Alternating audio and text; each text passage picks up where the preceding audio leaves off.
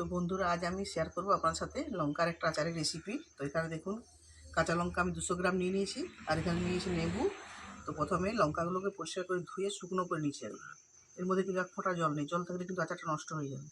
এরপর আমি লঙ্কাগুলোকে কেটে নিচ্ছি। লঙ্কাগুলো কিন্তু বেশি ঝাল নেই, কম ঝাল যে লঙ্কাগুলো হয় সেগুলোই আমি নিয়েছি।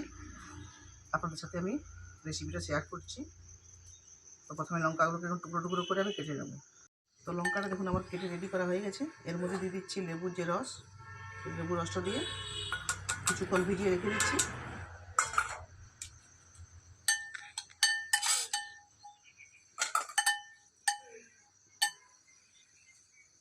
কড়াইয়ের মধ্যে তেল গরম করে নিয়েছি, হালকা গরম হয়েছে, বেশি কিন্তু আঁচ দেওয়া নেই, খুবই হালকা গরম হয়েছে। এর মধ্যে দিয়ে দিচ্ছি ফোড়ন, কালো জিরে, কালারের জন্য দিচ্ছি কাশ্মীরি লঙ্কার গুঁড়ো, এটা শুধুমাত্র কালারের জন্য, আঁচ কিন্তু ওনাদের খুবই কম আছে। আর এর মধ্যে দিচ্ছি হলুদ গুঁড়ো, দুটোই কিন্তু কালারের জন্য। এর মধ্যে দিচ্ছি একটা মশলা, যে মশলার এর সর্ষে আছে, ধনে, জিরে, মৌরি, একটা এলাচ দিয়ে দিলাম, আর মেথি আছে কয়েকটা।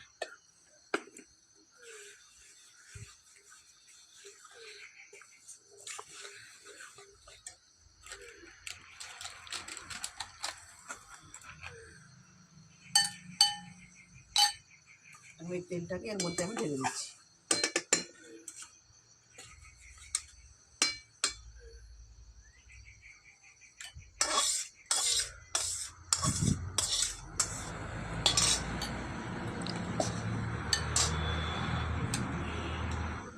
ব্যাস,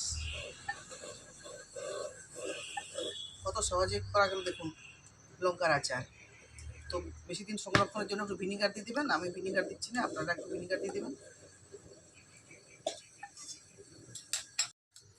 তো আমি লবণটা দিতে ভুলে গেছিলাম, লবণটা দিয়ে দিচ্ছি, এটা পিঙ্ক সল্ট আছে, দিয়ে দিলাম।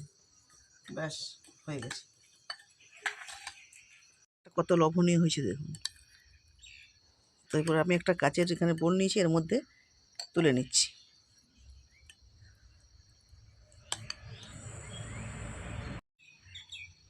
তো আমি একটা ছোট্ট জার ভর্তি করে নিয়েছি, আর বাকি যে আচারটা আছে সেটাকে অন্য আর একটা জারের মধ্যে তুলে নেবো। তো কত সুন্দর লোভনীয় হয়েছে দেখুন, দেখলেই খেতে ইচ্ছে করবে। তো আপনারা এভাবে বানিয়ে দেখবেন, খুবই সুন্দর হবে।